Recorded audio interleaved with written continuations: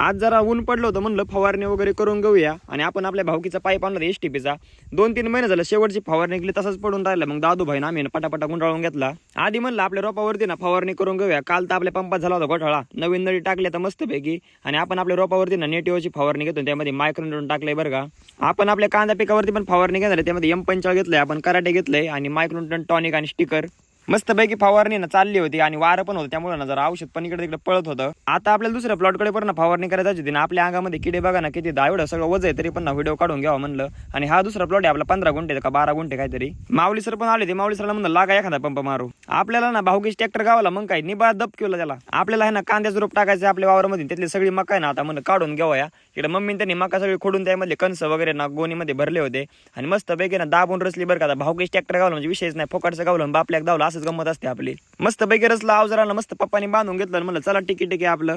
पावसाने मका खराब होण्या म्हणून मस्त पैकी रचून घेतली, अशी उभा केली, म्हणजे पाणी जर झालं तर नितळून जातं.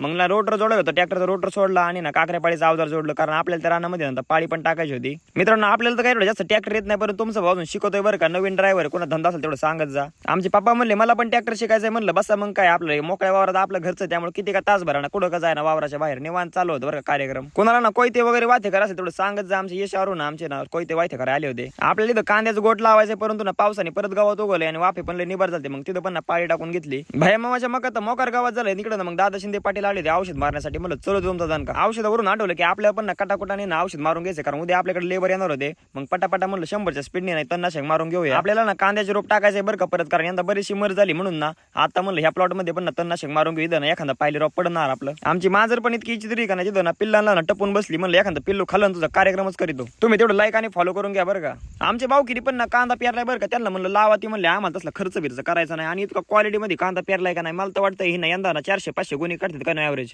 भाऊ की आलती मका काय, त्यात त्यांचा क्लच पण गेला मोडून.